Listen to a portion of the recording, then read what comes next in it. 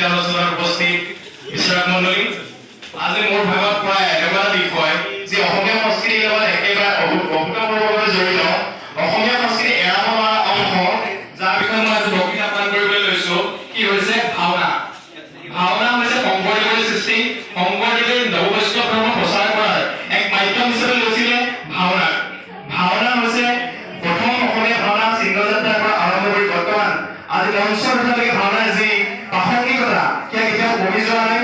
আৰু ভাওনা প্ৰথম অসমীয়া ভাওনাখনৰ নাম আছিল চিহ্নযাত্ৰা, যিখন শংকৰদেৱে একদম প্ৰচেষ্টাৰে যি প্ৰদৰ্শন কৰিছিল অসমীয়া ৰাইজৰ মাজত সেয়া অসমীয়া সংস্কৃতিৰ এক অনবদ্য অৱদান। ভাওনা আজি বৰ্তমান সময়ত গাঁৱে গাঁৱে যি প্ৰচলিত হৈ আছে সেইসমূহ ভাওনা বৰ্তমান এক নাট্য দি মঞ্চস্থ কৰাৰ এক মাধ্যম কৰা হৈছে। যিখন আগতে অংকীয়া ভাওনা আছিল, বৰ্তমান অংকীয়া ভাওনা নাই। অংকীয়া ভাওনাৰ ঠাইত বৰ্তমান অসমীয়া ভাষা প্ৰয়োগ কৰি অসমীয়া ভাওনাৰ যি মঞ্চস্থ কৰা হৈছে সেয়া সঁচাকৈ অতুলনীয়।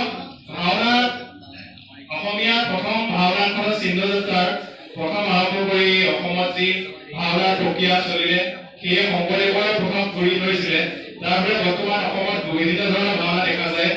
অংকীয়া ভাওনা, তাৰপিছত ভাওনাৰ বিভিন্ন মাধ্যম আছে। এখন প্ৰথম ভাওনা মই ভাওনাৰ এগৰাকী অভিনেতা হিচাপে বহুতবাৰ কৰিছো, মানে ভাওনা পাঠ কৰিছো।